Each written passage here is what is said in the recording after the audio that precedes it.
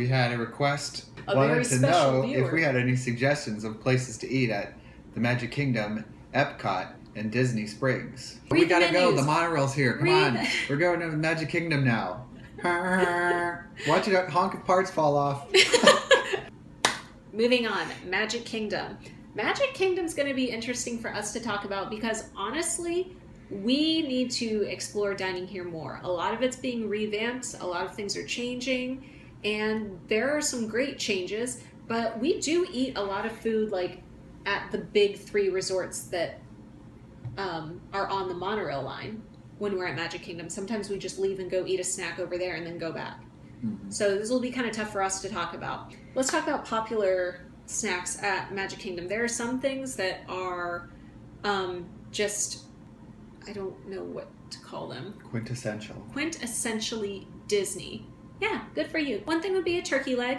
I feel like that's falling out of popularity a little more lately. Even though they had their own shirt for March Magic. Yeah, they did.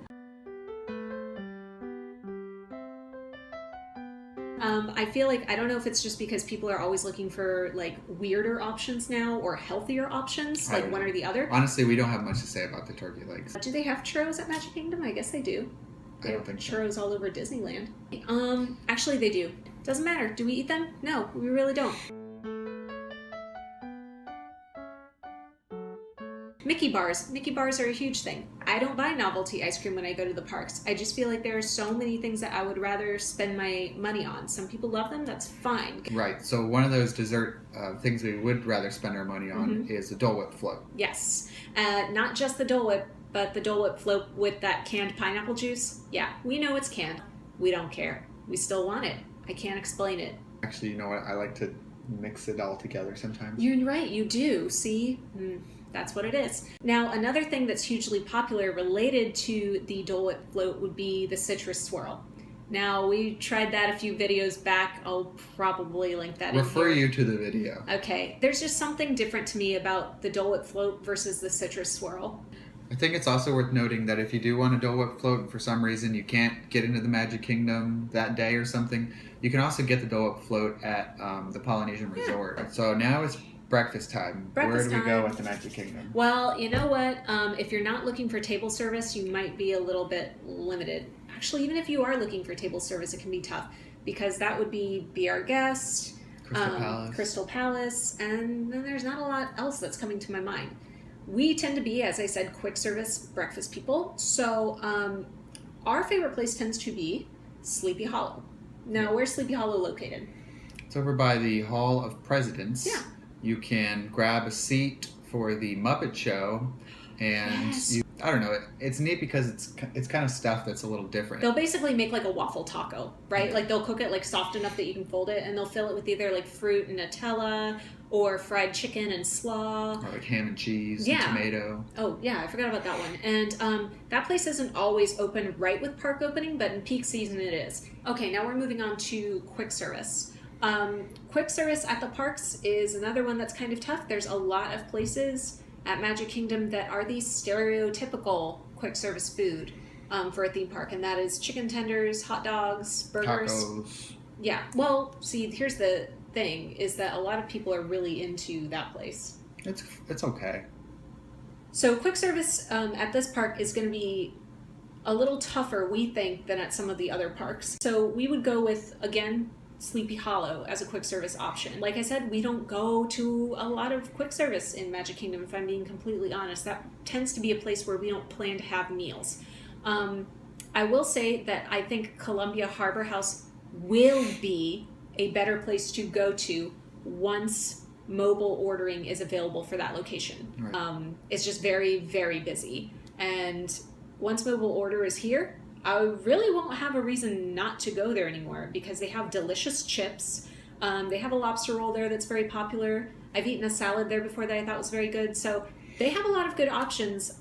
I personally would just recommend that you wait until mobile ordering is available, and then I think it's going to be a little less chaotic. Hey, you know what I can't wait for? What? The next time I get to have LeFou's brew. Oh, you could call it a drink or a dessert. What it basically is an apple juice base that is frozen, and then I believe it's like a passion fruit. I'm gonna screw this up because it's been a while. It's like a passion fruit whip or foam on top of it. It's good. It's got some other flavors in there. If you've never had one, it's definitely worth having one. And if you have had one, then you know what I'm talking about, and you probably want to go get another one. I've heard a rumor that that's another one that some people don't I'm not interested. Sorry. Where do we actually like to eat at the Magic Kingdom? Table service. We've actually talked about lots of places to get snacks or real quick. But if we actually are looking like, hey, I want to go to the Magic Kingdom because I'm looking forward to eat at this place. Yeah. That place would be... the Jungle Navigation Company Skipper Canteen. Hands down, every time. That's one of our favorite restaurants, like, in all of Disney World, period. The whole Disney compound. Which is funny because we would definitely say, I think that Magic Kingdom is possibly our least favorite food park. Probably. But Skipper Canteen is definitely one of my favorite restaurants. Yes. Now, the jokes can be a little bit much. Awesome. Oh, do you know what I just realized is running? The refrigerator. You better go catch it. You better go catch it. The service is usually really awesome here, and there's just a lot of good food. Now, the menu's gone through some changes since it first opened, and some of our favorites have already disappeared. The arepas are gone. It's okay. Long may you live. But there's always something good to eat there. But you can order a full glass of melon frosty Fanta here. That's true, you can. And you can get, I think, is it the Schweitzer Falls specialty drink that has boba in it? That's also delicious. Boba is becoming like a thing in every park now. There's plenty of like Asian-inspired food here, like soups, there's rice dishes, there's whole fried fish if you're one of those adventurous people, or if you're not, forget I said that. It's definitely one of those places that pushes the envelope a little bit for theme park food, so be aware of that before you go. Some people don't like that, but for us, that's great. You're definitely going to want to make a reservation to eat at this place. Yeah. They have some chairs you can sit in and relax while you're waiting for them to call you to your table, so that's a big recommendation from us, is make a reservation at the Jungle Navigation Company. Yes.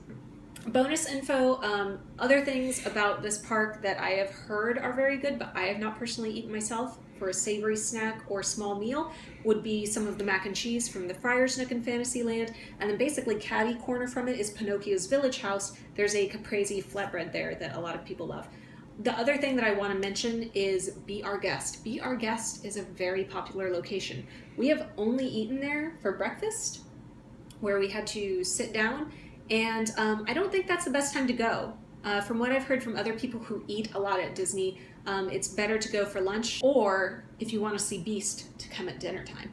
So that's something that I think you should know. If you want more information on that, there's a really great Facebook group that I have been getting knee deep in lately, and that is Disney Foodies.